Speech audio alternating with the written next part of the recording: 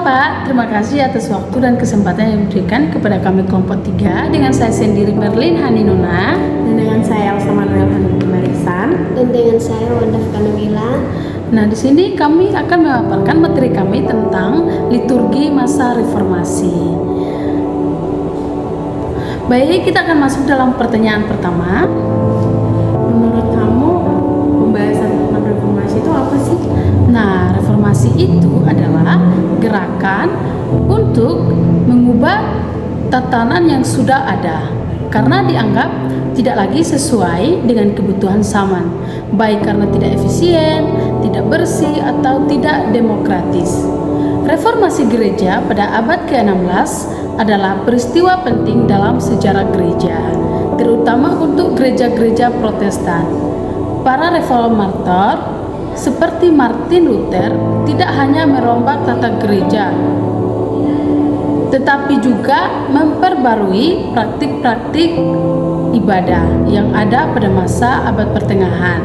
Luther yang lahir pada 10 November 1483 di Eisleben, Jerman, menjadi salah satu tokoh paling berpengaruh dalam gerakan reformasi. Ia membawa pembaruan besar di Jerman, termasuk menerjemahkan kitab suci Perjanjian Baru ke dalam bahasa Jerman saat berada dalam persembunyian. Hal ini sangat penting karena memberikan akses bagi banyak orang untuk membaca Alkitab sendiri yang sebelumnya hanya dapat dibaca oleh segelintir orang, terutama para pemimpin gereja seperti Paus di Roma. Dengan terjemahan ini, Luther membuka jalan bagi perubahan besar dan kemerdekaan berpikir dalam agama. Pertanyaan kedua itu, menurut kalian yang kalian tahu tentang pembahasan liturgi itu apa sih? Liturgi adalah pemberitaan firman sehingga khotbah dan pengajaran menjadi unsur penting dalam kebaktian, terutama pada kebaktian minggu pada tahun 1523. Luther menyusun buku liturgi, Formula Missae et Communionis dan DT Messe pada tahun 1525. Dalam perkembangan liturgi gereja Lutheran, adaptasi misa Roma tidak dilakukan secara langsung, meskipun struktur misa Roma tetap dipertahankan.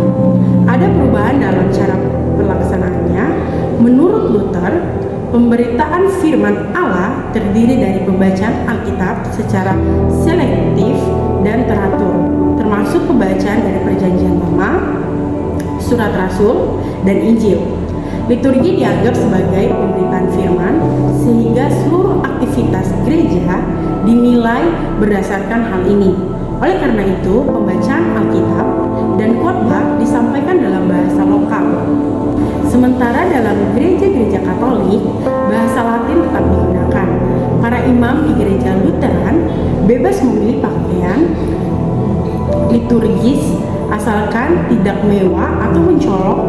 Mengingat pada abad-abad pertengahan, pakaian imam sering dipengaruhi oleh busana kaisar yang mewah. Selain itu, dalam pembaruan ini, Luther juga mendorong nyanyian jemaat dalam bahasa Jerman, termasuk dalam elemen-elemen misa seperti introitus.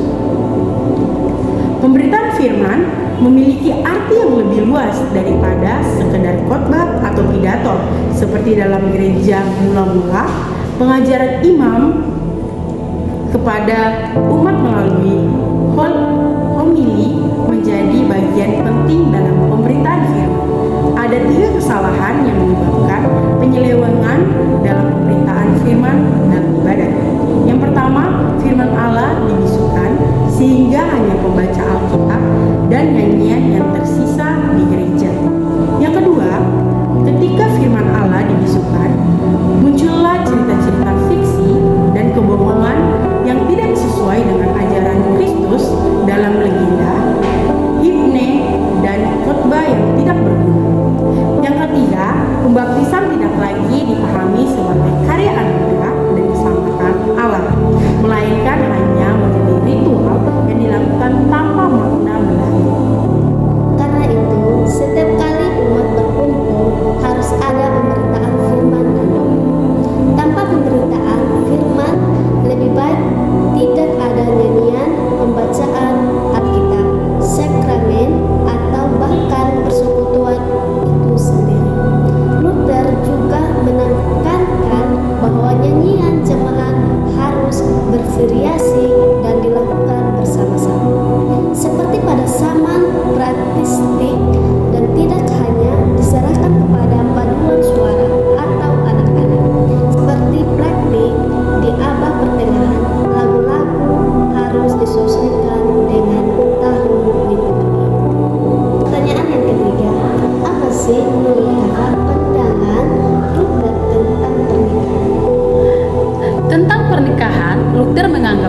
sebagai urusan duniawi, bukan sakramen, tetapi harus dilaksanakan di gereja. Nah, gereja berperan untuk melindungi pernikahan dari dosa perzinahan. Dalam ritus pernikahan, pendeta akan bertanya kepada pria dan wanita. Mereka saling menukarkan cincin dan pendeta meneguhkan pernikahan di altar. Pendeta membaca Alkitab dari Kejadian 2 ayat 18 dan 21 sampai 24, lalu berdoa dan memberkati pasangan pengantin. Secara keseluruhan, pembaharuan liturgi yang dilakukan Luther bertujuan untuk memperbaiki ritus dan praktik liturgi yang ada pada abad pertengahan tanpa mengubah pola dasar misa Roma. Demikian pemaparan materi kami. Terima kasih. Tuhan Yesus memberkati. Shalom.